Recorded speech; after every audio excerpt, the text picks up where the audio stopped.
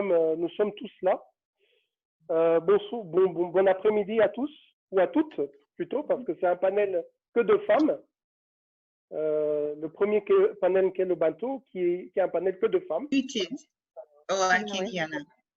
Voilà, donc ce qui est une bonne chose, ça démontre un tout petit peu le spirit de Nkelo Bantu, que nous sommes dans l'équité totale et dans la diversité.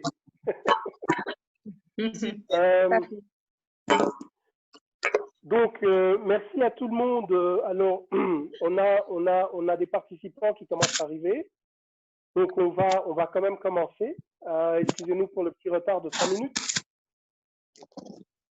Bonjour à tout le monde. Donc, bienvenue au premier des 5 webinaires de Nkelo Bantu. Alors, je vais rapidement faire un rappel de ce qui est Nkelo Bantu à ceux qui étaient là au workshop en décembre dernier. Pour ceux qui ne savent pas ce qui est Nkelo Bantu, ils pourront donc apprendre, ils pourront connaître le concept et l'historique un tout petit peu derrière Nkelo Bantu. J'ai avec moi Mianda Hatton, donc je m'appelle Joe Mupondo, excusez-moi. C'est vrai que dans le panel on se connaît tous, mais on parle aussi avec des participants. Donc je m'appelle Joe Mupondo, je suis directeur général de Sodeiko Développement et exécutivement board member du groupe Sodeiko. Et j'ai avec moi my co-host, une dame qui s'appelle Mianda Hatton. Donc Mianda peut se présenter très rapidement. Voilà, je me nomme Mianda Hatton, j'occupe la position de Head of Business Development chez Sodeiko Development. Voilà. Voilà, donc avant de passer aux présentations de nos panélistes, je vais donc rapidement partager mon écran et vous présenter donc Nkelo Bantu. Alors,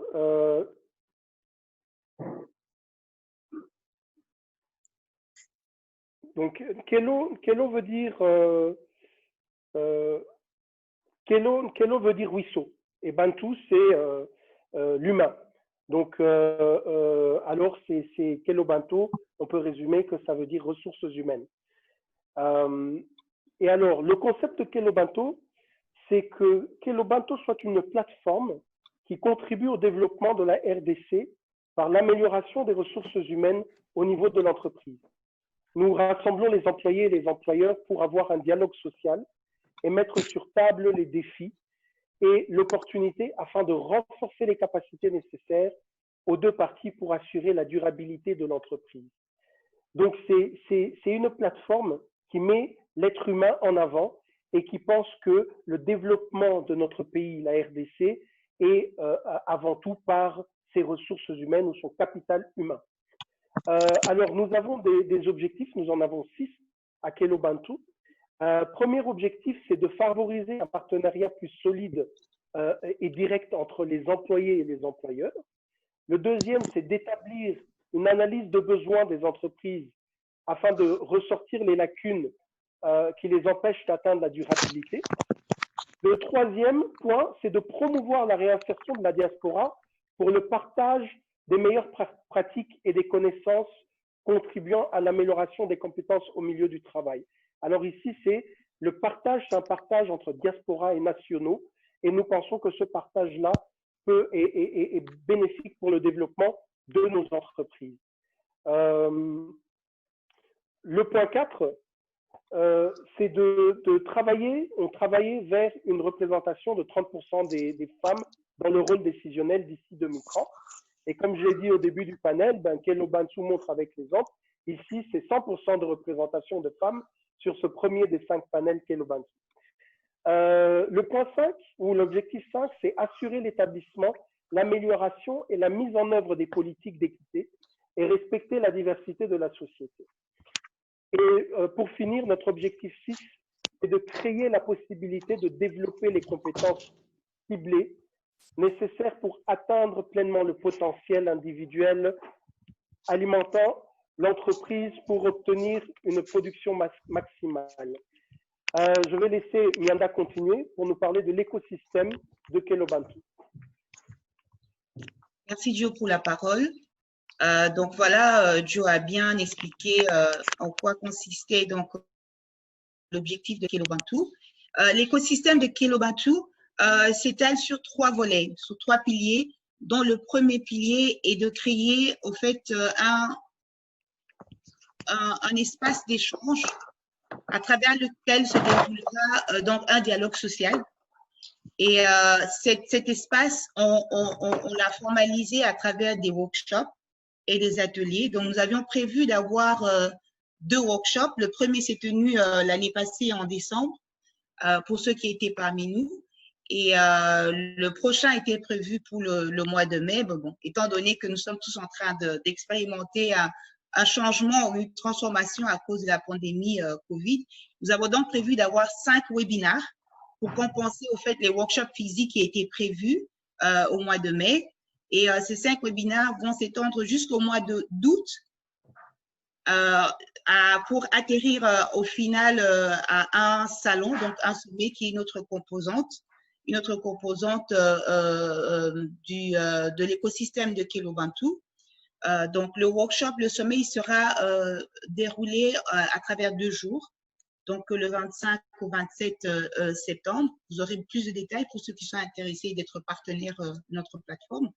Et pendant ce sommet, il y aura donc ce dialogue social dont Joe a évoqué dans les objectifs de Kelobantu.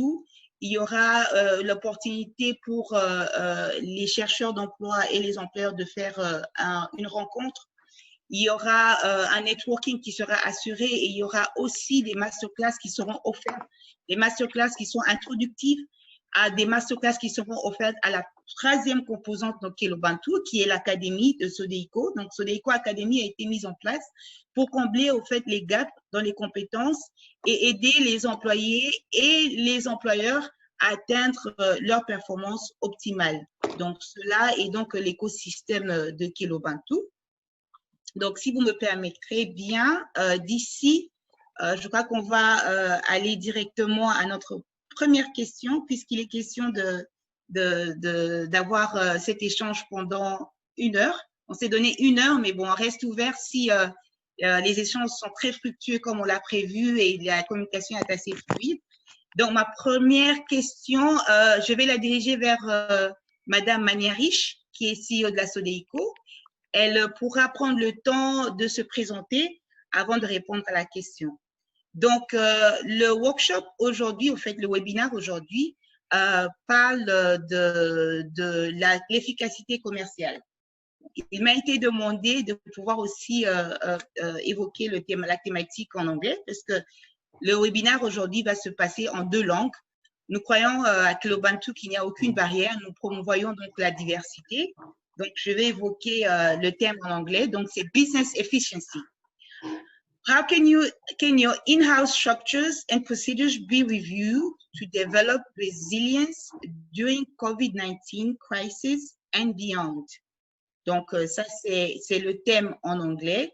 Mais toutes les questions seront donc posées en français et vous pourrez les poser aussi à travers le chat, donc le Q&A. Donc, Madame Mania, vous avez beaucoup d'expérience dans le domaine des ressources humaines. Donc, pour vous, face au COVID-19, comment faire preuve de résilience au sein de nos entreprises et rendre cette démarche durable? Donc, voilà la question pour vous, Madame. Vous m'entendez là? Oui, très bien. Nous vous entendons très bien. D'accord.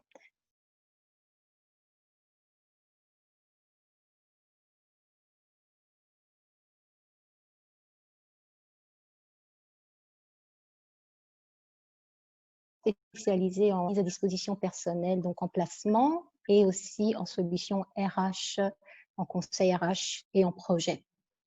Et donc, la question que vous me demandez est assez large en réalité.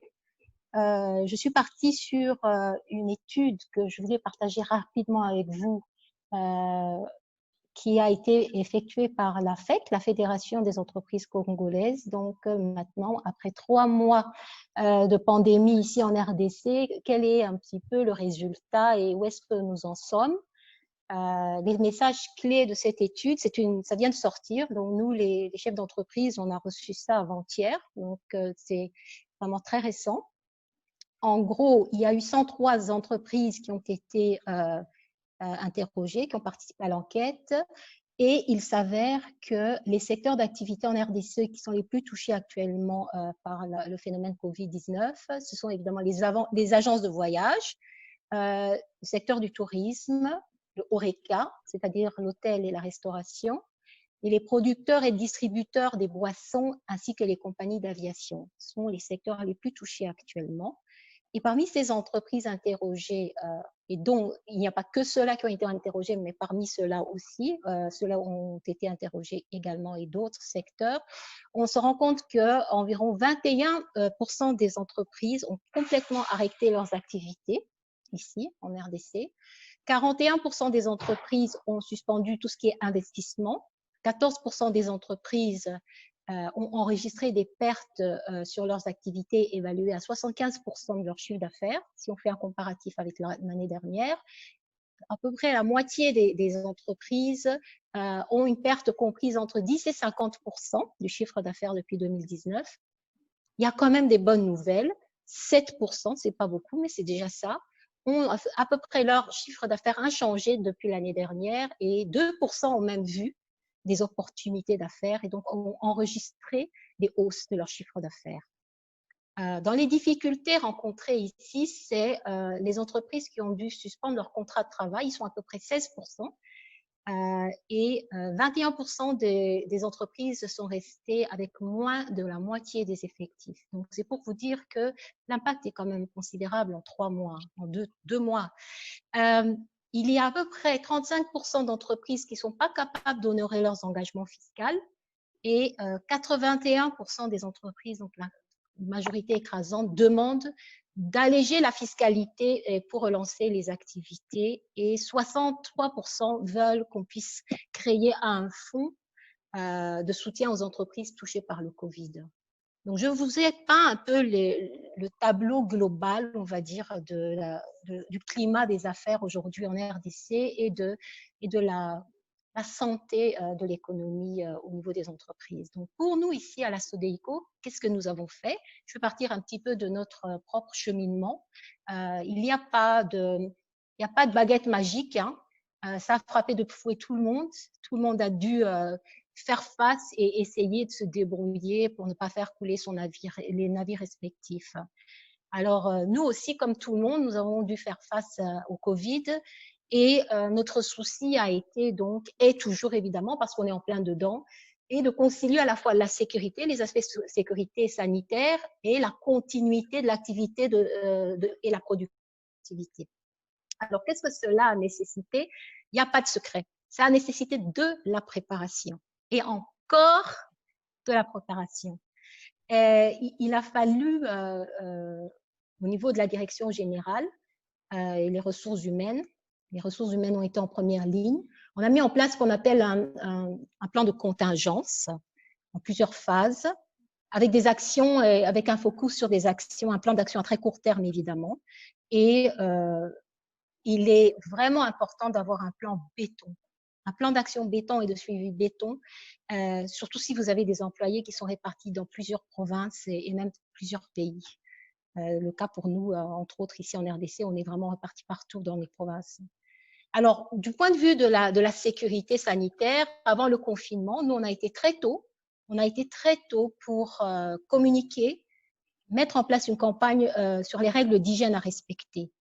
Notamment, on ne va pas les répéter parce que le temps presse, mais bon, la distanciation sociale, la restructuration des places assises au bureau, le nettoyage plus fréquent des bureaux, les gels hydroalcooliques absolument partout, même les masques, on a été vraiment très tôt pour les mettre jusqu'à ce que France 24 vienne remettre en question l'utilité des masques. Mais heureusement, comme on s'était habitué aux masques, donc après, quand c'est devenu une réglementation, les autres on s'est rapidement réalignés, on va dire. Maximum dans les réunions, 10 à 15 personnes à la fois. Et on a limité très tôt toutes les visites dans nos installations. Alors, la spécificité ici, c'est que cette préparation qui était tôt, qui est venue même avant le confinement, nous a permis d'être prêts au moment où c'est devenu une réglementation par les autorités. C'est là où j'insiste sur une préparation et vraiment essayer de saisir les signaux et les alertes en amont pour pouvoir se préparer à toute éventualité. Alors, ce qui est important et qui nous intéresse ici aussi, c'est sur le plan de la continuité des activités. Les plans de contingence, certains diraient, oui, c'est très important d'avoir une boussole dans des moments comme ça où on navigue finalement un peu à vue tous. Hein.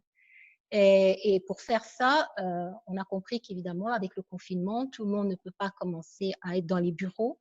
Et on a essayé de mettre en place des outils de communication qui sont adaptés à la situation actuelle et essayer d'assurer chez nous le télétravail dans la mesure du possible. Donc, on a créé rapidement le comité de crise, qui est transversal avec tous les départements. Et ce qui était très important, et ça je donne comme conseil, c'est vraiment d'enlever tout ce qui est ordre hiérarchique. Il faut partir du principe de qu'est-ce qu'on a besoin pour la survie de l'entreprise, au point de vue organisationnel, au point de vue financier, ressources humaines, etc. Et chercher les postes clés qui vont faire partie de ce comité de crise. Pas nécessairement que ce soit que les directeurs ou quoi. On a remarqué qu'avec cette transversalité et le fait qu'on ait banni l'ordre hiérarchique, eh ben, ça nous a permis d'être plus productifs, en fait, et d'être plus près de la situation et de la réalité. On a pu anticiper, on essaye toujours d'anticiper les aggravations potentielles de la situation actuelle. Et on a aussi identifié les postes clés pour nous assurer de la continuité des activités, comme je l'ai déjà dit. Donc, maintenant, il est important aussi, du point de vue commercial, de resserrer la communication avec les clients. Il ne faut pas oublier que les clients sont dans une situation désespérée, tout comme nous. Et donc, ici, notre rôle sera d'être vraiment à l'écoute, et on essaye de l'être, à l'écoute des clients et d'essayer de voir quelles difficultés ils ont. Et pour ça, nous faisons ce que nous appelons le discovery, c'est-à-dire on part sur le besoin du client immédiat et on essaye de s'adapter à son besoin. Pas de dire nécessairement ce que nous pensons que le client a besoin, mais c'est vraiment partir de ce que le client ressent, ce que le client vit, dans la mesure du possible pour ne pas nous, sans évidemment nous-mêmes nous enfoncer davantage, essayer d'être là juste pour le client. Ça va payer, on pense que ça va payer parce qu'il y a des clients qui peuvent ne pas faire de commandes maintenant, mais le fait qu'ils savent qu'on a été là au moment où ils en avaient besoin, sans parfois plus que juste être à l'écoute et essayer de compatir dans les difficultés, eh ben, ça pourrait, lorsque la machine va se relancer, faire en sorte qu'on aura fidélisé les clients puisque nous nous sommes montrés loyaux envers ces clients. Donc, bref, dans l'immédiat, ce que nous on fait actuellement, ce qui compte personnellement pour nous, c'est vraiment la survie de notre entreprise et la sauvegarde des emplois le plus possible. On profite aussi de ce monde virtuel pour renforcer nos capacités.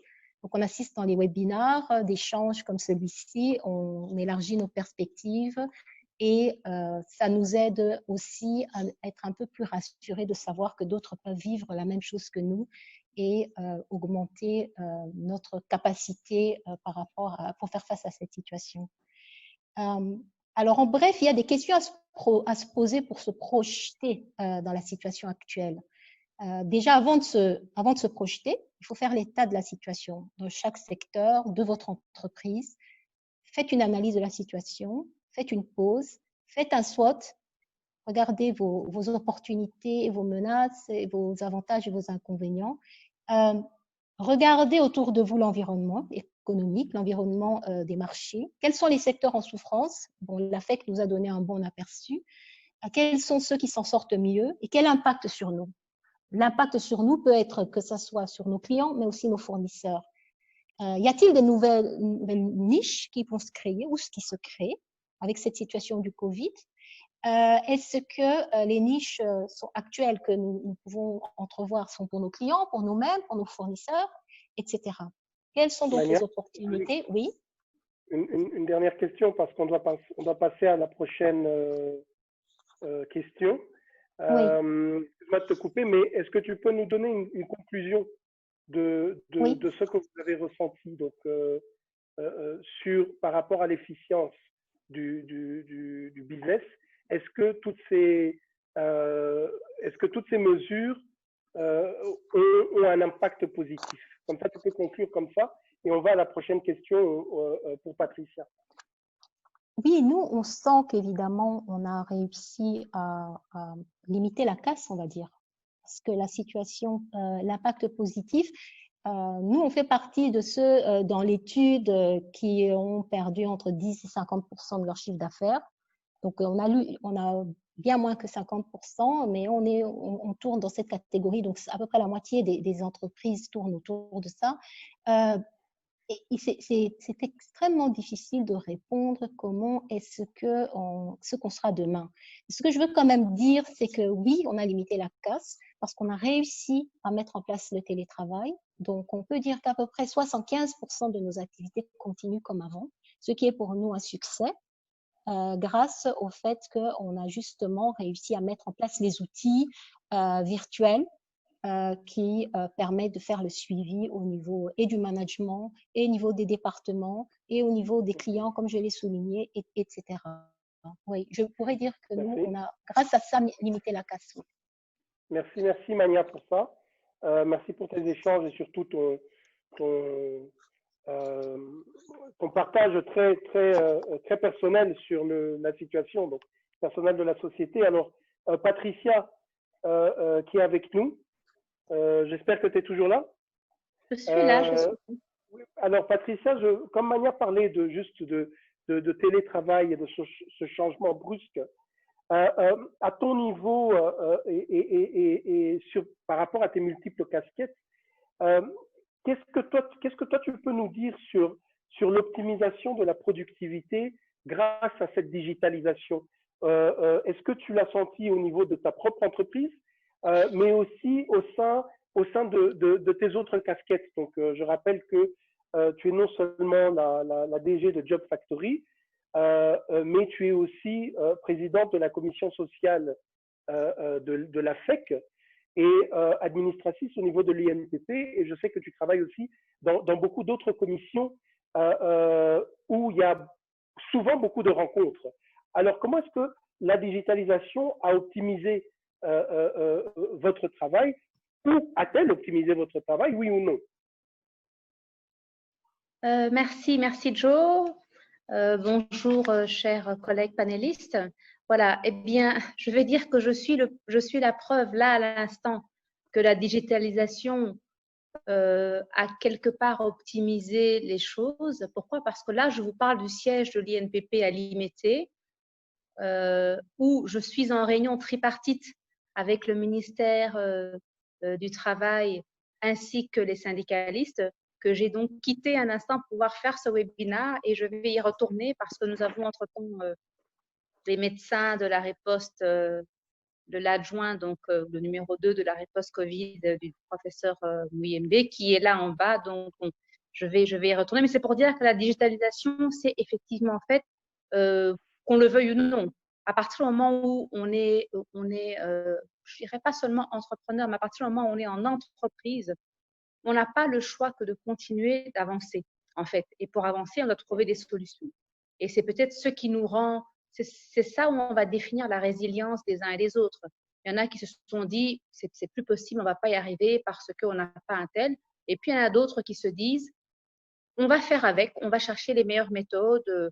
Les uns utilisent Zoom en termes de visioconférence, d'autres utilisent, il y en a autant qui existent. Je déplore un peu que je n'ai pas encore vu. Je pense que ça existe, mais je n'ai pas encore vu de plateforme plutôt africaine, spécifiquement africaine. Ça, c'est juste pour dire qu'il y a un marché et de la place pour tous.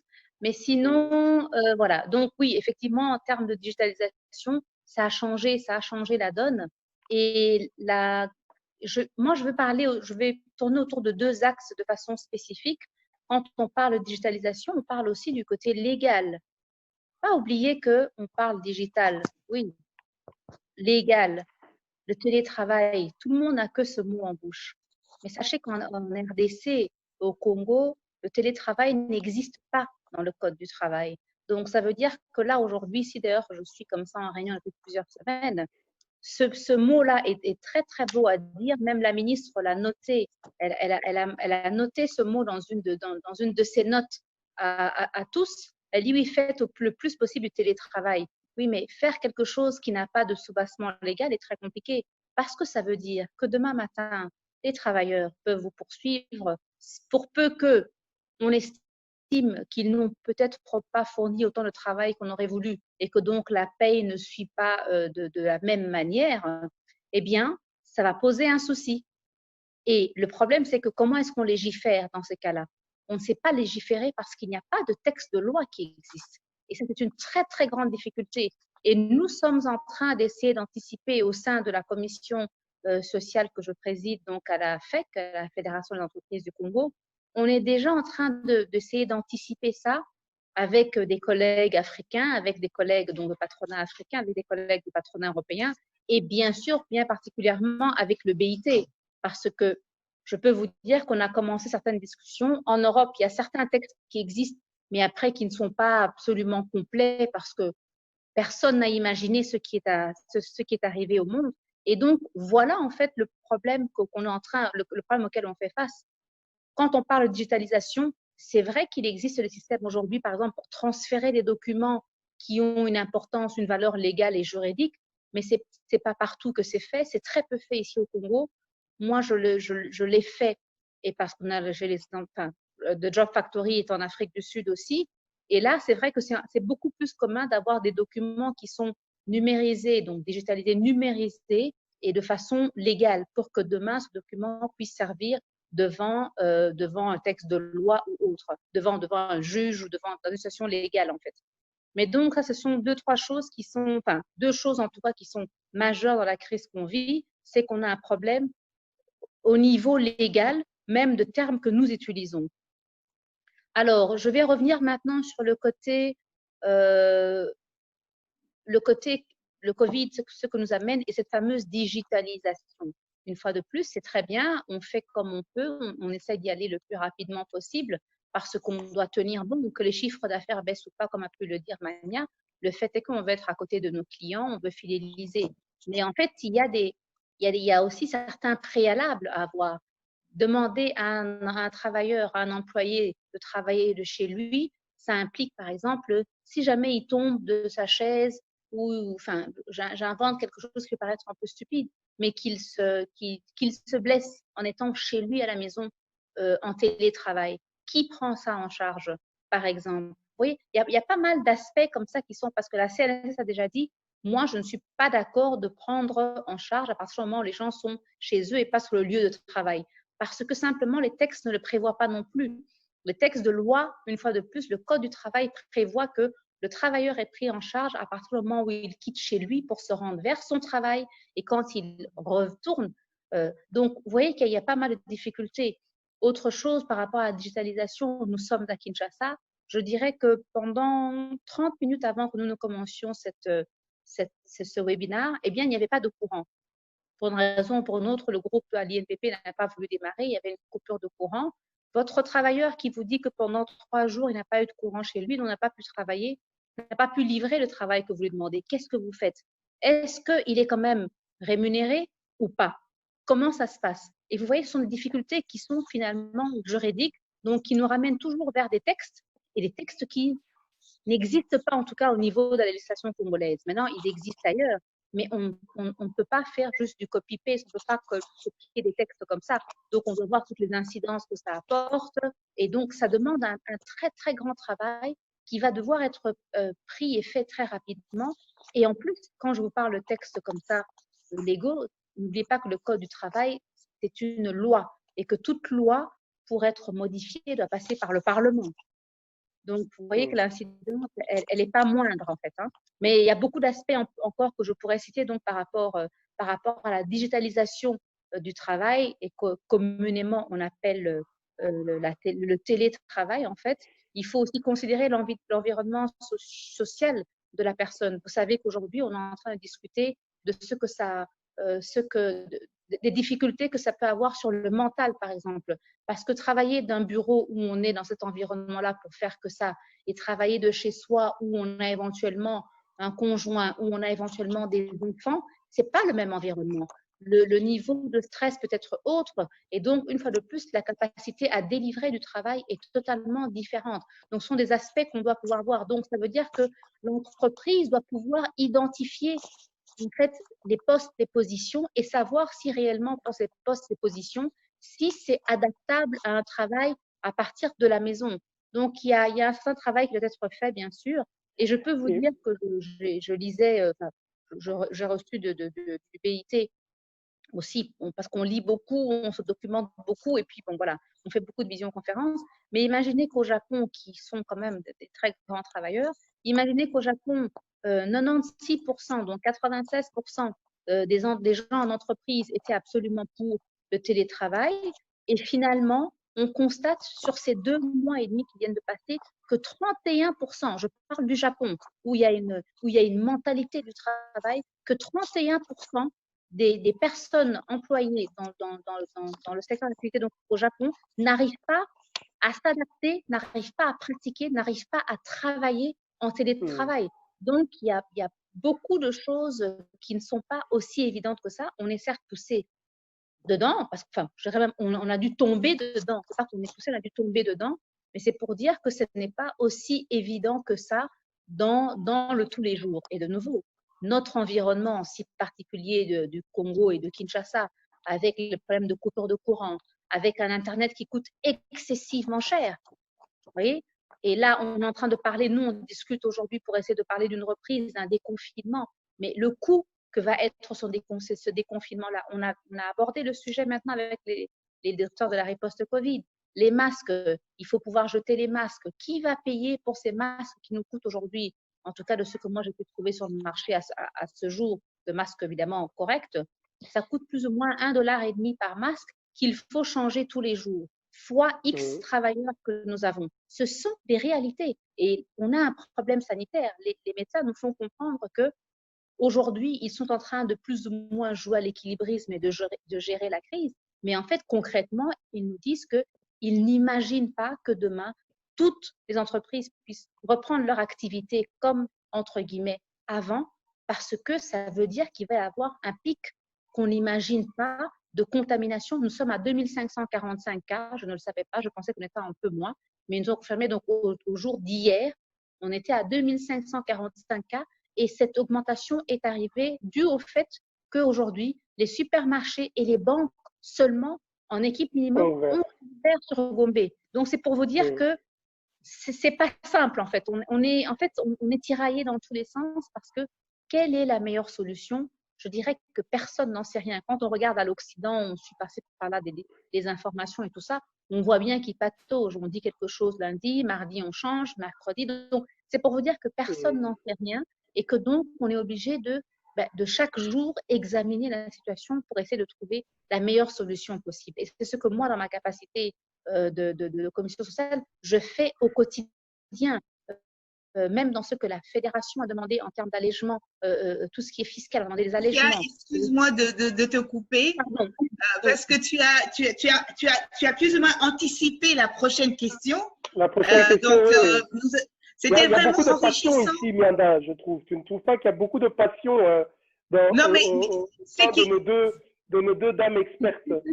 Je crois qu'on est parti pour une longue série de webinaires parce qu'on a eu le privilège de pouvoir sélectionner des panélistes excellents, dans ce cas excellentes, et qui ont démontré qu'ils ont au fait la maîtrise parfaite du sujet qui est abordé aujourd'hui. Et d'ailleurs, j'aimerais encore remercier Madame Patricia parce qu'elle a parlé, elle a évoqué quelques exemples au niveau global, au niveau mondial, ce qui est au fait l'un des objectifs de Kelobantu, c'est de casser les barrières. Donc, Kelobantu offre un espace où il n'y a pas de frontières et c'est ce qui va nous emmener à notre prochaine question. Notre prochaine question, en fait, va aborder l'approche régionale par rapport à cette pandémie, à cette crise. Aujourd'hui, nous avons eu des exemples spécifiques liés à la RDC, par Madame Ania et Madame Patricia. Et maintenant, nous allons demander à notre prochaine panéliste, donc Madame Alessandra, de nous donner une perspective par rapport au programme suédois en milieu de travail. Je vais lui donner le temps de pouvoir expliquer en quoi consiste le programme, aussi de se présenter elle-même, parce qu'on aimerait bien l'entendre aussi, mais aussi de nous donner un peu des exemples spécifiques liés au programme. Comment est-ce que votre programme a pu avoir une approche régionale qui va au-delà des frontières ou d'une seule entreprise? Donc, à vous la parole, Madame Alessandra. Merci beaucoup, Mianda. Vous m'entendez bien?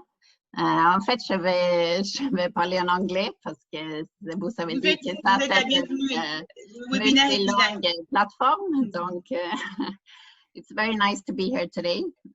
Thank you for inviting me. And my name is Alessandra. I'm a program director of the Swedish Workplace Program, which I will tell you more about just in a little bit. We've been working in DRC since 2012, and Sodeco is a long-term partner in this program. So I will share my screen for you to see better also. Let me see if it works, so that you can understand the program better as well. We can see it, it's good. You can see it? Okay, lovely. Yes. So I would like to present the Swedish Workplace Program, which in itself is actually a model and a measure and a tool and the best practice when it comes to setting up internal company structures for crisis management, such as COVID-19, which we're all in right now. So the Swedish Workplace Program is a global program. It's implemented in partnership between International Council of Swedish Industry, NIR, that you can see here, which is a Swedish private sector organization, and IF Metall, which is the Industrial Metal Workers Union in Sweden, and it's also for Foreign Development Corporation. So the ambition with this program is to contribute to sustainable business, decent work, and inclusive economic growth.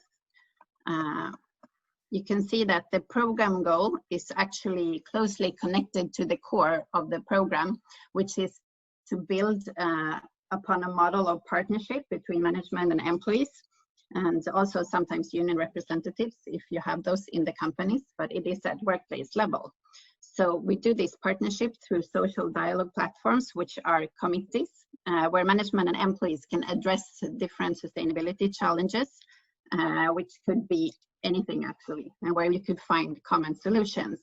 So it's, as I said, it's a platform where you can discuss any kind of issues.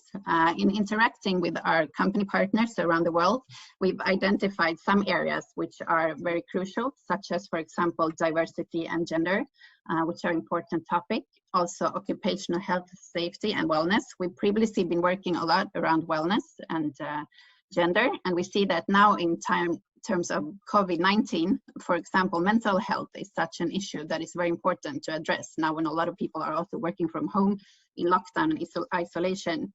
Skills and competence are also very important. We can see now in terms of this, forced digitalization, that those kind of competences are very crucial. Working from home, etc., as we just heard from our other panelists. So how do we do this then? So the Swedish Workplace Program is implemented through 3 core pillars. We have the global knowledge and learnings, where we share best practices, how to apply workplace partnership to address challenges in the society and in the world of work. And that is, we are not able to be everywhere. We've been working on Latin America and Asia, but we want to provide tools in different platforms and with different stakeholders so that others can actually pick up the model and use it in their workplaces and in their settings. The second part is sustainable business platforms, where we have seen a benefit of gathering companies in network meetings to share best practices, finding joint solutions, creating new partnerships, etc. And we've seen that, for example, now in during the COVID, we've been able to doing these business platforms, but digitally. So we've also been forced to adapt this digitally We can also see that there are actually some advantages because we can also bring in speakers from different parts of the world where we actually before maybe we had thought that we would fly them in and so on, but it opens up new possibilities. And the main part of the program is actually workplace programs where we provide trainings to develop the workplace dialogue and addressing workplace challenges. So just to give you a short brief on how this works in the workplace, we focus a lot on ownership. We want the companies to own this program themselves. We are just, the program, the Swedish Workplace Program is more like a facilitator of the program. And we've been working with this since 2004, and we've seen that the model has brought results in increased productivity, for example, more healthy, engaged employees, but also a better workplace dialogue. So you can see here, the first part is management involvement, which is really important. Management is key, also in times of crisis, obviously. Then we set up workplace committees where if they're not already there in the workplace, we merge management and employees to discuss things together. After that, we identify topics, we look at policies to protect the workers, say if there are policies. You were talking about that there are no really policies or laws around home working, so this is something that could be brought up in these programs, for example. Implementation is also done through peer educators, which are like foot soldiers in the company, spreading information about certain topics that you would like to address in your workplace. We also then share these practices in supply chains, for example.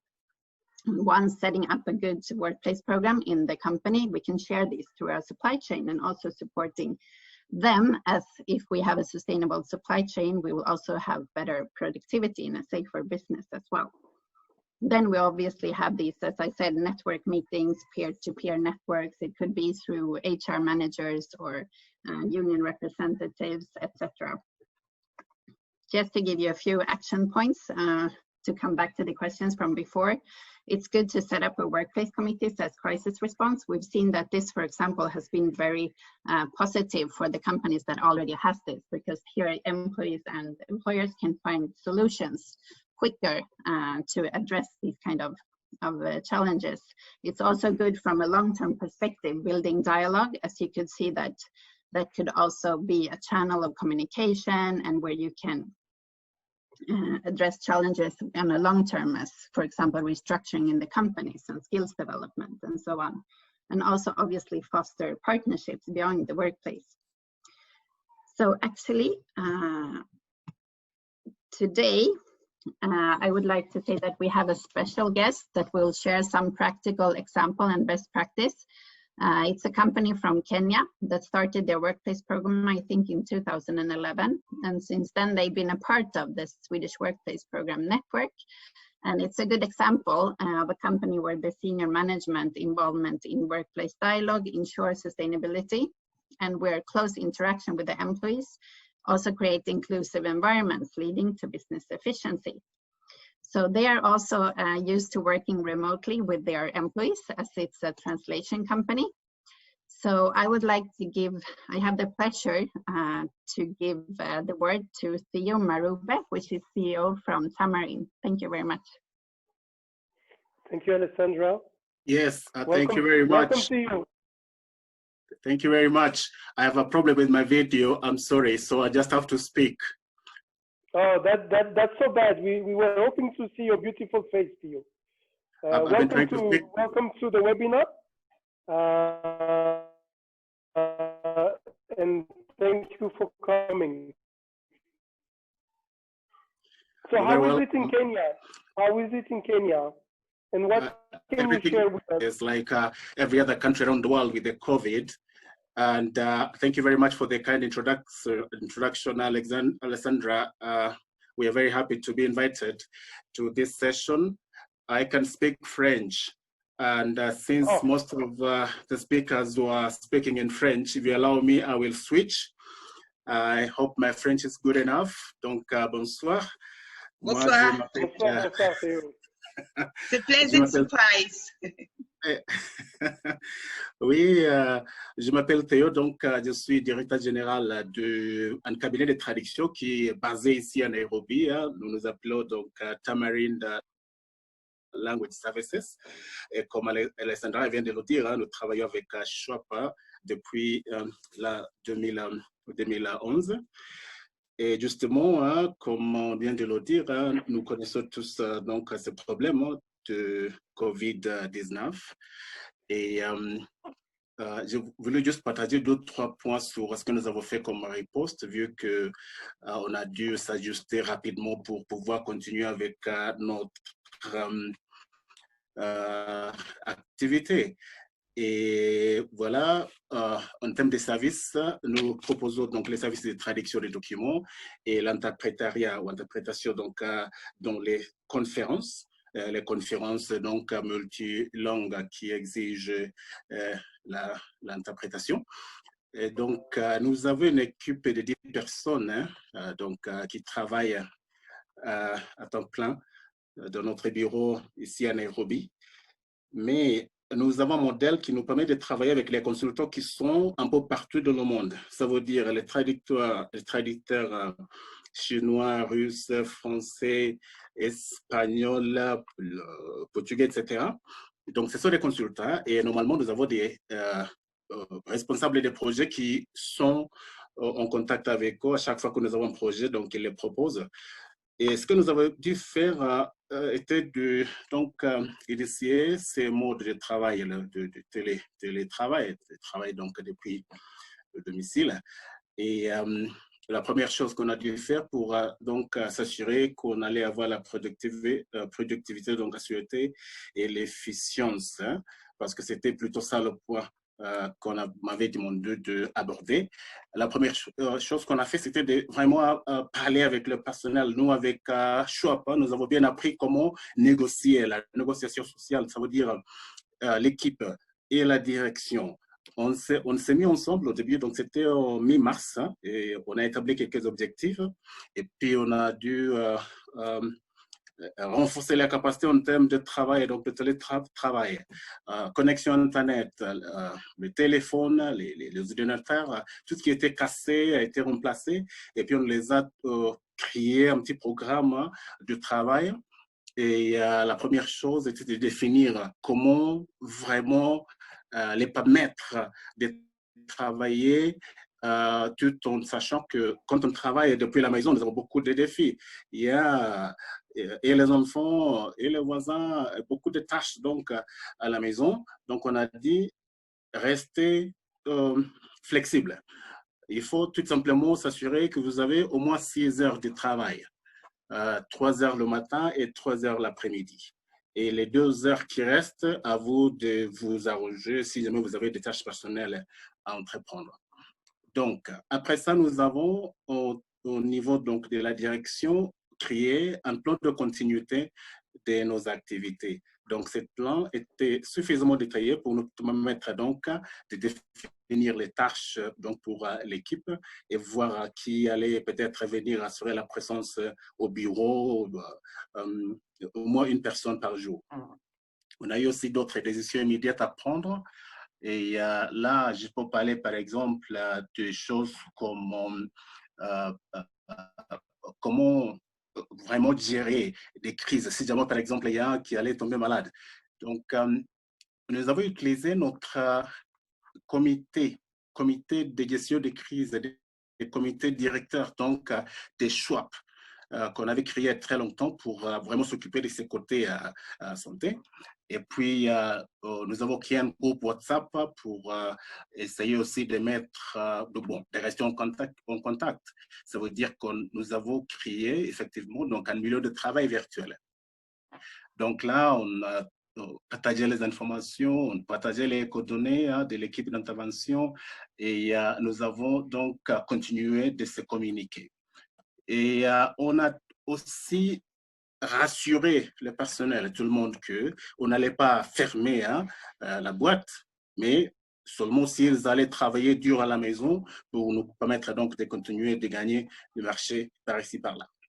Et finalement, la dernière chose que j'aimerais dire était qu'on a aussi créé un plan de communication avec nos partenaires, aussi pour le personnel interne, parce qu'il fallait avoir un bon plan de communication, par exemple des réunions régulières, 2 réunions par semaine. Et avec nos partenaires, ça veut dire les fournisseurs et d'autres parties prenantes, on a créé donc les communiqués, les informations pour dire qu'on était toujours ouvert. Voilà, donc Théo, comme ça, nous avons continué. J'ai une petite question, Théo. Oui. Pour vous, j'ai une petite question. Est-ce que, si je reprends un tout petit peu ce que Patricia elle a dit, est-ce que vous de votre côté, avez-vous ressenti que vos employés ont perdu au niveau de l'efficience et de l'efficacité, ou est-ce que le plan avec les outils que vous avez utilisés vous ont quand même donné la possibilité à vos employés ou à vos collègues de bien travailler? Est-ce que vous sentez que le rendu est le même, ou est-ce que vous sentez que le rendu est plus faible, ou il est même peut-être plus haut? Vous serez surpris que quand même, il est plus haut le rendu. Hein? On organisait une réunion de review il y a 2 jours. On était vraiment choqués parce que nous avons beaucoup plus de projets, beaucoup plus de demandes que ce qu'on avait le mois de février. Donc, ça veut dire que peut-être là, nous sommes beaucoup plus cadrés et vu que nous avons les suivis et les rapports, etc., tout le monde vraiment s'y met très bien. Et c'est comme ça, le rendu vraiment est un peu élevé, quoi. Ah, merci Théo. Merci pour ce partage. Merci, c'est très bien.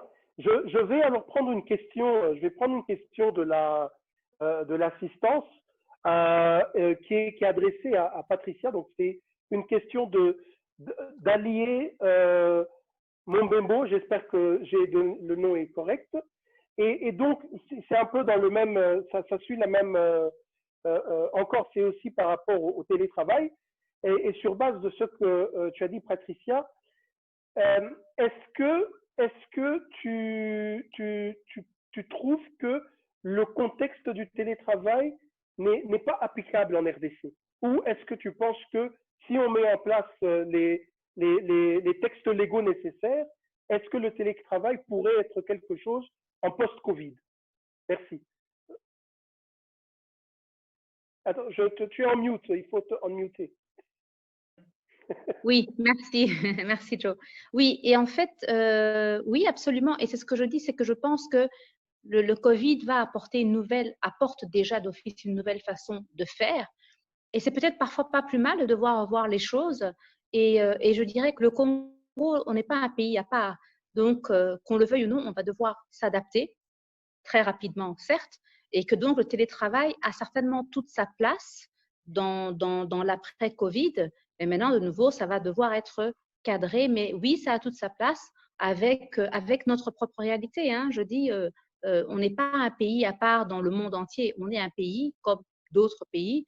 Et il y a aussi d'autres pays qui ont des situations difficiles en termes de télécommunication ou quoi que ce soit. Mais ce n'est pas pour autant qu'on ne peut pas le faire. Si nous pouvons le faire, c'est juste qu'on va devoir prendre des nouvelles mesures et nous adapter, en fait. Mais c'est absolument possible puisqu'en fait, quelque part, nous le faisons déjà aujourd'hui, qu'on le veuille ou non. Ce n'est pas comme si les gens ont totalement fermé. On a trouvé quand même des palliatifs ou des solutions. Pas tous. Le secteur de l'ORECA est terriblement touché et beaucoup n'ont pas pu trouver de palliatifs. Donc voilà. Mais oui, absolument, le télétravail est applicable en RDC. Oui, absolument, avec évidemment des mesures d'accompagnement qu'on va devoir produire très rapidement. Absolument. Merci pour cette réponse. Alors, il y a une deuxième réponse. On parle encore toujours télétravail. Cette fois-ci, c'est une réponse qui est adressée à Mania, qui vient de M. Dagobert Ntangou, qui travaille dans une ONG, une ONG de santé.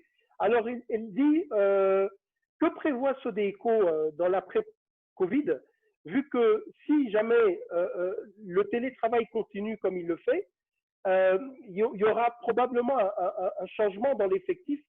Et vu que SODECO est dans plusieurs différentes disciplines, que va-t-il arriver aux effectifs qui aujourd'hui ne peuvent pas travailler en télécovid, en télétravail, je veux dire. Trop de Covid, excusez-moi. Que va-t-il se passer avec cet effectif? Est-ce qu'il va continuer ou pas? Mania. Donc là, on pose une question. C'est important de rappeler qu'on doit mettre l'être humain au centre. Donc cet être humain, comment est-ce qu'on fait au fait pour s'assurer que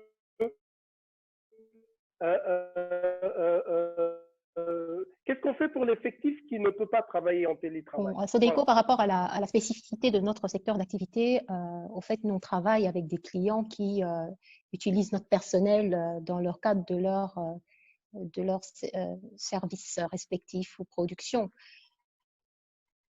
Évidemment, ce sont des discussions qu'on tient avec les clients.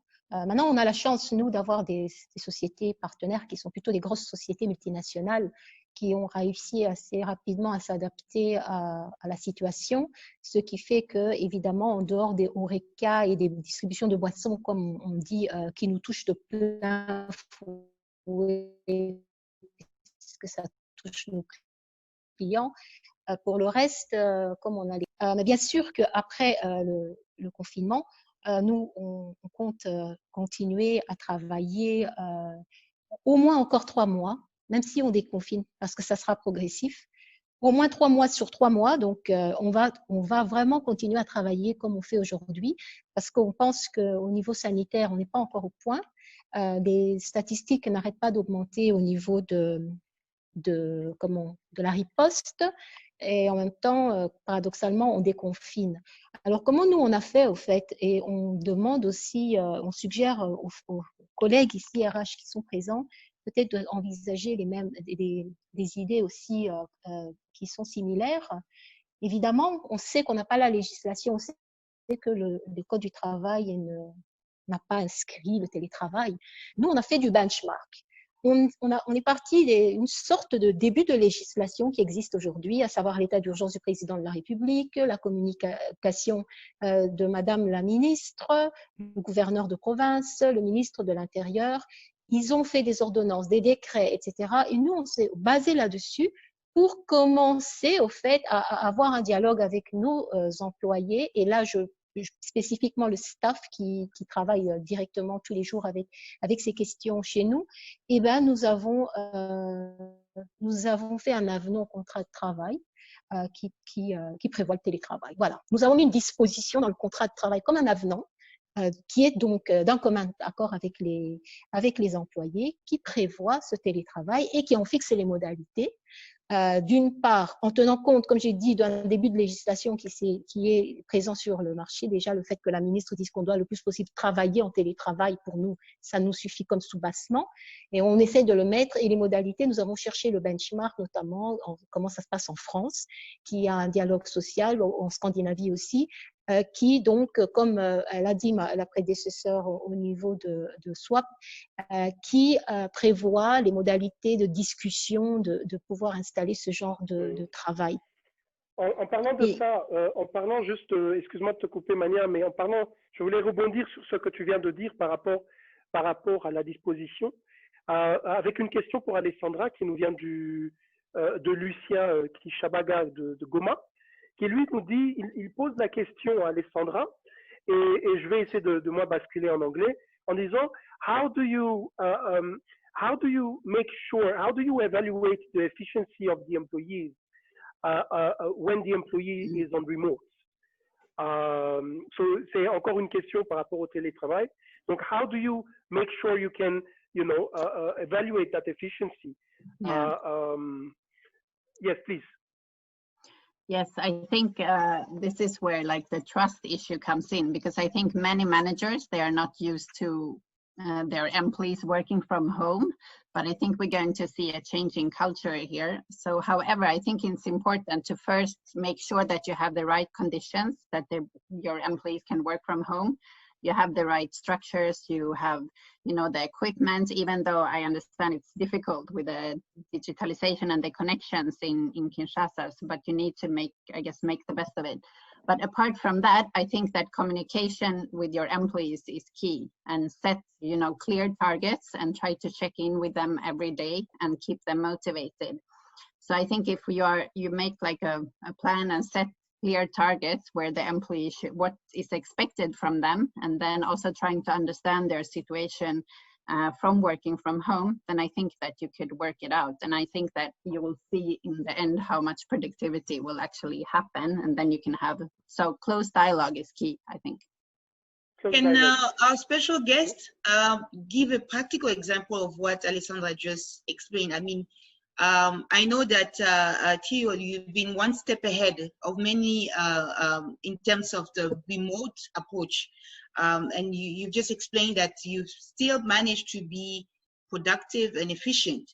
Now, in what's been explained now, talking about issue of trust, talking about issue of dialogue, making sure there's dialogue between employer and employer, how have you applied this principle within your company? Indeed, we have learned. Theo, we lost you. Very obsessed with direct supervision. Oh, can you hear me now? We lost you for a minute, but yes, you're back. Yes. So it's true that sometimes as managers, we are very obsessed with supervising employees, but what you've learned, and like Alessandra says, I think there's a complete change of culture. So what you've done for us is that we are more focused on the results than the how. So we have very clear targets, and we have a plan every day. In the morning, someone has to say, this is what I'm going to do today in line with my weekly plan. And then at the end of the day, there's a certain report. In between, there's no need to worry too much as to how they go about it. So it is just a matter of structuring the work and setting objectives, and then trust 100%. So even if you're obsessed with supervising closely, this time around, you've got to sort of give people their space to work. Thank you very much. But that's a very good example. That's a concrete and practical example on how the program, the SWP program, has been assisting their partners in addressing such issue. There was another question that I would like to ask. Donc, les questions vont, la prochaine question va être orientée vers Madame Patricia de nouveau. Et cela, c'est par rapport aux chaînes d'approvisionnement. On a donné alors, avant que tu poses la question, je veux juste dire donc, aux panélistes et à l'assistance, c'est notre premier panel, donc il y a des petites erreurs techniques que l'on a rencontrées. Et vu qu'il y a des questions, on demande donc au panel et à l'assistance de pouvoir nous accorder encore 10 minutes et qu'on termine donc nous allons terminer le webinaire à 17h15 heure de Kinshasa au lieu de 17h parce qu'on a déjà dépassé le temps et il nous reste que 10 minutes. Donc on va vraiment se concentrer sur les questions des participants et laisser les panélistes répondre. Merci. Très bien. Merci beaucoup, Joe. Donc, ceci dit, la prochaine question est toujours pour Madame Patricia.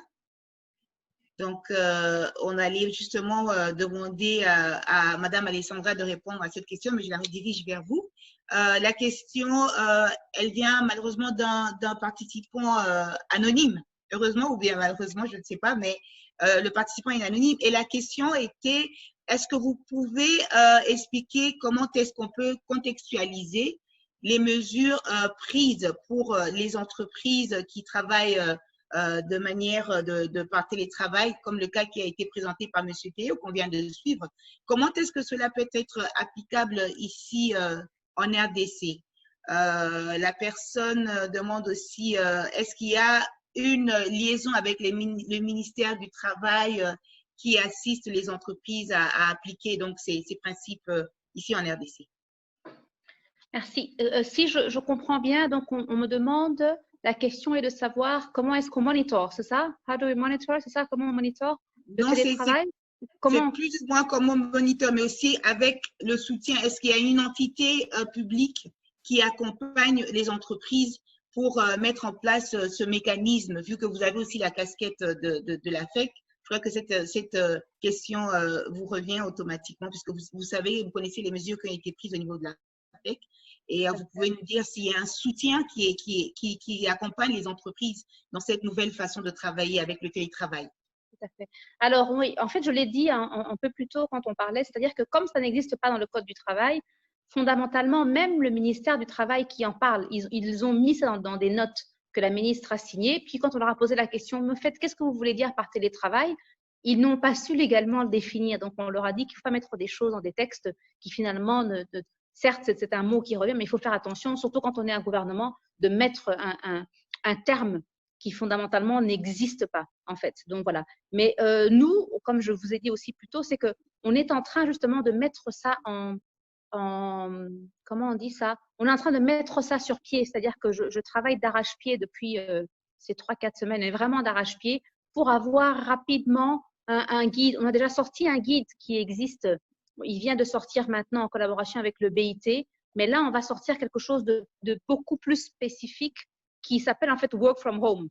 Il est sorti, bon, le problème aussi, c'est qu'on a souvent des documents un peu en retard à cause de la langue, parce qu'en fait, la langue du travail à l'extérieur la langue de travail à l'extérieur est souvent l'anglais. Donc, on a beaucoup de textes qui sont en anglais et on doit les faire traduire aussi pour nous, quoi. Mais donc, par rapport au ministère du Travail, en fait, non, il n'existe pas. Comme je dis, dans la législation congolaise, le télétravail n'existe pas. Donc, voilà pourquoi tout un chacun fait un effort. On travaille tous d'arrache-pied, on prend le ministère avec nous pour définir cette terminologie et pour au plus vite donner un texte, pour au plus vite contextualiser cette nouvelle façon de travailler en fait au Congo. Voilà ce qu'on essaye de faire maintenant et le plus rapidement possible. That's what we're trying. Moi, j'avais une question pour Theo, mais c'était dans le même sens. Si je peux vite la poser. Theo, if you can hear me, can you hear me? Is he muted? Yes, I can hear you very well. Yes, Theo, I just wanted to ask you a question from a monitoring point of view. I know that you've just explained that every morning you have a meeting with each one of you, and then the people just tell you actually what they have to do. But how can you tell that people have worked 6 hours instead of 2 hours? If someone delivers in 2 hours, is this a problem to you? Because I've done that in my team, so I'm very much interested to see how you've done it. You know, how you organized, because you earlier said 6 hours, but if they do work less, 3 hours in the morning, 3 hours in the afternoon. But if you have someone that's a night bird that can work extremely well during night, how does that work for you? Thank you.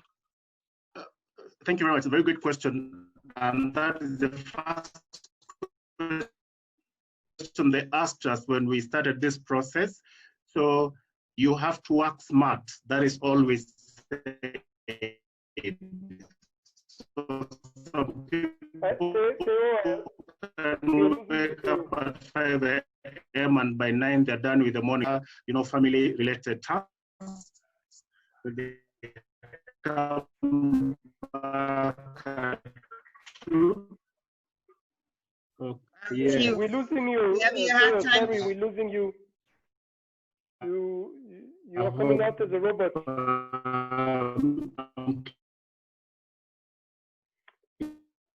Here now. Can you hear me, please? Yeah, now we can hear you. Please? Now we can hear you. How about now? Is that? Now it's good. Now it's good. Yeah. Is that okay? Good. Yes.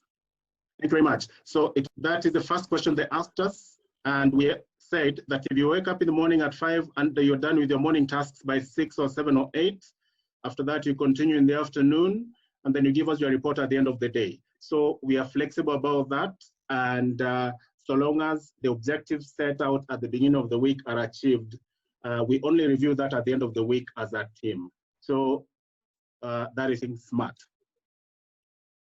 Okay. Very good. I don't know if Patricia, you okay with the answer? Yeah, no, I'm fine, because I've been doing this with teams here locally, and indeed they're not used to that, but we've done it here, and I think it works well. But we don't time.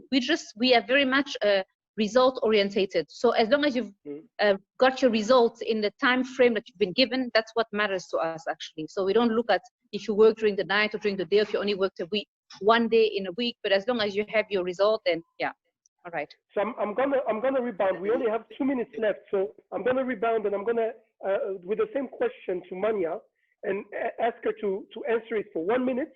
And then we're going to go with a second question to Alexandra, where I will ask Alexandra, in regards to just that, in regards to results, how does the interaction start between employees and employers in the discussions on the result-based work or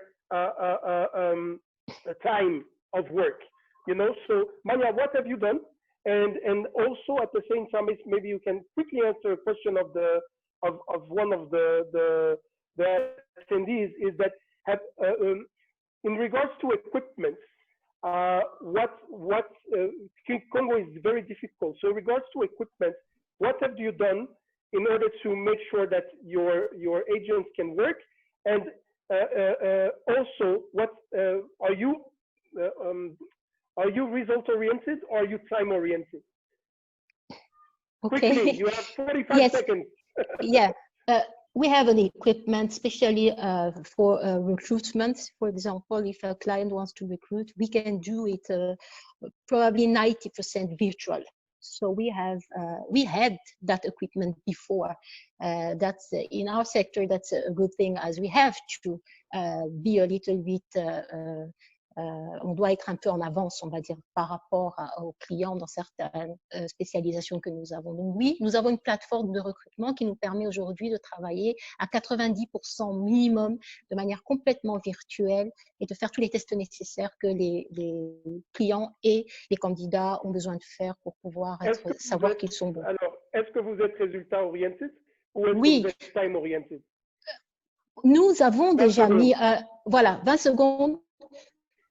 Nous n'avons pas attendu le Covid pour être résultat orienté. Nous avions mis en place déjà depuis à peu près 3 ans un management qui est ce qu'on dit management par objectif, et nous l'avons rendu plus pointu, ce qui veut dire que depuis plus de 2 ans maintenant, eh bien, chaque travailleur a une fiche de performance individuelle, ce qu'on appelle les KPIs. Voilà. Donc, nous sommes résultats orientés, on n'a pas attendu le Covid. Merci. Merci. Et on va terminer donc avec une dernière question. C'était time oriented. Voilà, une dernière question, Alexandra. How do you start as a business owner? How do you start a dialogue between result oriented or time oriented? What's the most important? You know, it's a very, very difficult question, but you only have 35 seconds to answer.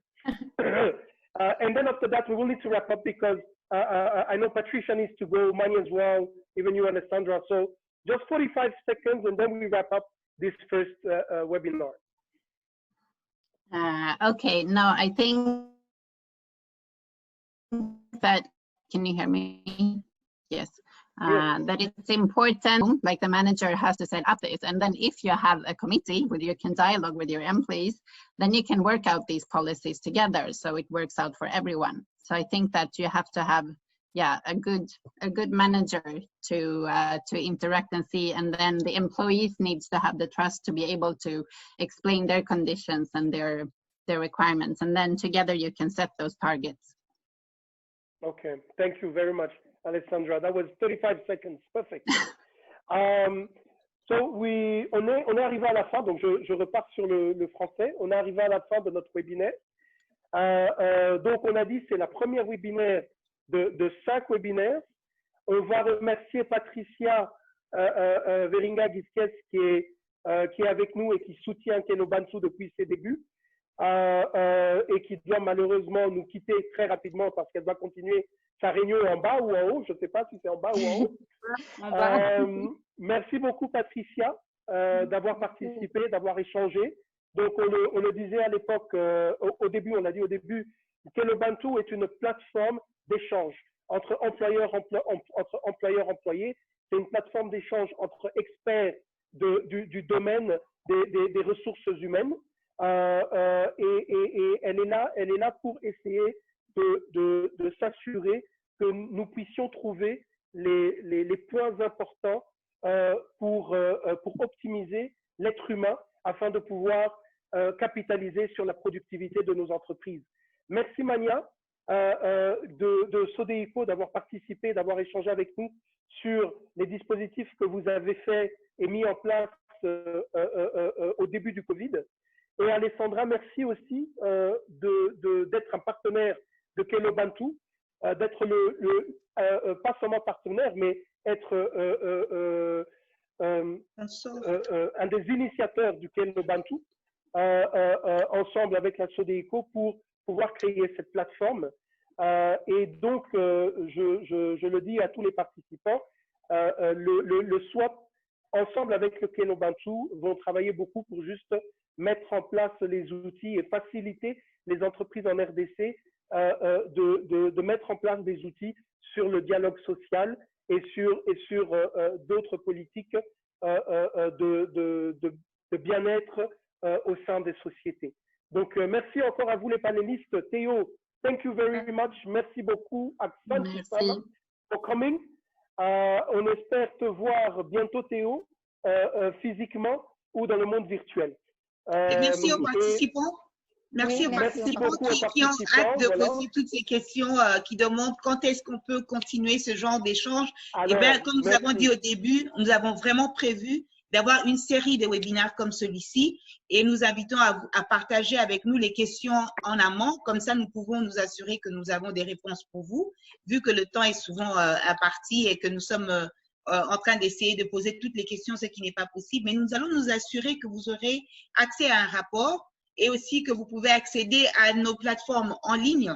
Kenobantu a un site par réseaux sociaux aussi.